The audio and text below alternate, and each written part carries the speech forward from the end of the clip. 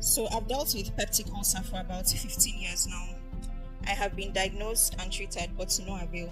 So from my experience, there are two kinds of ulcer episodes. There's the one that is not too bad, so you can manage and maybe just lay down flat for some minutes or hours, take some pills, and then you're good. And then there's the one that makes you scream, cry, roll, feel nauseous, and sometimes even makes you vomit. And it doesn't disappear even after taking pills and staying in recommended positions. So the one I experienced on Sunday felt like the latter. It was really bad.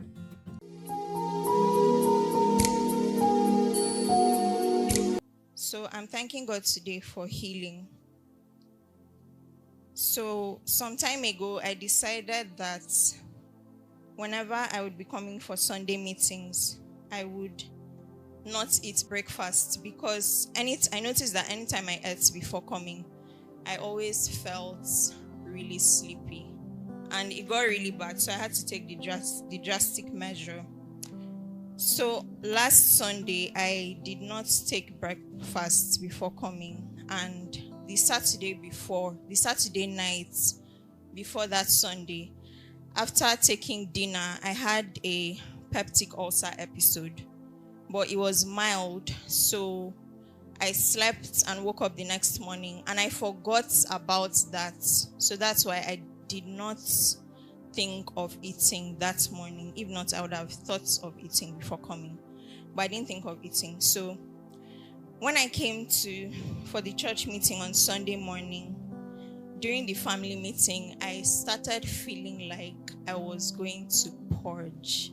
So I started feeling like I was about to have diarrhea, and it was not serious. So I decided to stay put until the end of the meeting, which I actually did. So I'll just read what I have here. Towards the end of the meeting, I started feeling the mild ulcer pains from the previous night, and simultaneously the urge to empty my bowels got much stronger. So I was having ulcer pains and I was also purging. It was a terrible duo. I was still able to maintain till after the meeting. The plan was to wait till I got home, but after the meeting, I changed my mind and rushed to the restroom immediately to empty my bowels. So after emptying my bowels, the ulcer pains became much worse. And I find it interesting that Nsoima Afia testified about healing from ulcer that Sunday.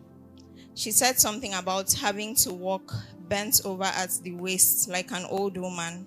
And that's how I actually walked out of this building and down to where buses are parked for passengers to board. So I've dealt with peptic ulcer for about 15 years now. I have been diagnosed and treated, but to no avail. So from my experience, there are two kinds of ulcer episodes. There's the one that is not too bad, so you can manage and maybe just lay down flat for some minutes or hours, take some pills, and then you're good. And then there's the one that makes you scream, cry, roll, feel nauseous, and sometimes even makes you vomit. And it doesn't disappear even after taking pills and staying in recommended positions. So the one I experienced on Sunday felt like the latter. It was really bad because I didn't want... Okay, so I started contemplating chartering a vehicle home, but I didn't want to be wasteful, so I got into a bus instead. I occupied the last seat in the bus, but I started feeling like I would faint or something, so I pleaded with the lady behind me to exchange seats so I could have something to lean on. Thankfully, she agreed. I set myself up well, and the journey began. So when the journey began, I started thinking of different things, and I started thinking of how when I got home, I would not be able to eat solid food, because normally with episodes like that, I can't eat solid food. I can't eat or enjoy solid food for at least up to a day or more after the episode. So I was thinking of how I would go home and prepare custard and just eat custard after not eating for almost the entire day. I was also thinking of the message Pastor shared some Sundays ago about food and eating habits. I remember too that he talked about and even prayed concerning peptic ulcer. And I started thinking about my attitude towards food since I got home for the holidays.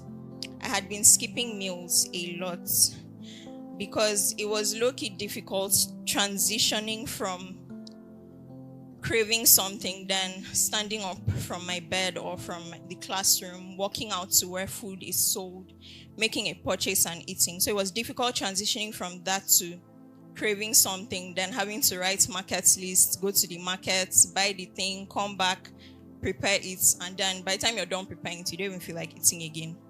So that was a thing for me. So I would often skip meals, and many times out of laziness, I would just munch on any piece of junk lying around. As a result, I started having frequent ulcer episodes. So when I was in school, the episodes were not as frequent. But when I got home, they became really frequent.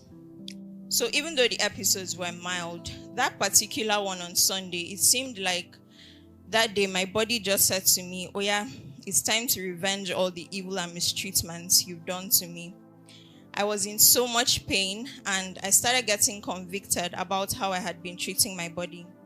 I even started recalling the prophetic word given through Bra Salvation about the same issue. That's when I knew it was serious. So I decided to say a prayer. I simply asked God for forgiveness and cried out silently for mercy, because I was wondering how I would come down from the bus and walk down to my house without maybe dropping half dead on the road. And brethren, probably seconds or few minutes after I said the prayer, I noticed that the pains started reducing, and shortly after, the pains were completely gone. I came down from the bus alone. I even stood for some minutes talking to the driver about how the transport fare had increased from the last time I boarded a bus that way. I trekked from the first junction all the way down to my father's house with no pain and absolutely no sign that I had gone through a terrible ulcer episode few minutes earlier. I wasn't having any hunger pangs. I wasn't weak. I felt very strong. It didn't feel like I had gone almost a whole day without eating. When I got home, so remember I said normally I would have to eat just semi-solid food, but when I got home, I ate a sumptuous gari and soup meal without any pain or discomfort. I slept peacefully, and I have not had any ulcer episode till this moment. So this is a really big testimony for me, and I remember when I was thinking through it, at some point in my head, I was like, okay, let's analyze it physiologically. Like, what if after emptying my bowels, there were some movements that caused the ulcer pains to go, and just funny things going through my mind, and I just had to not believe the lies and embrace my testimony. So may the name of the Lord be praised. Thanks for watching. For more stories of God's transforming power as well as all the life-changing content, do check out the links in the description. Please do not forget to subscribe, like, turn on your notification bell, and share. God bless you.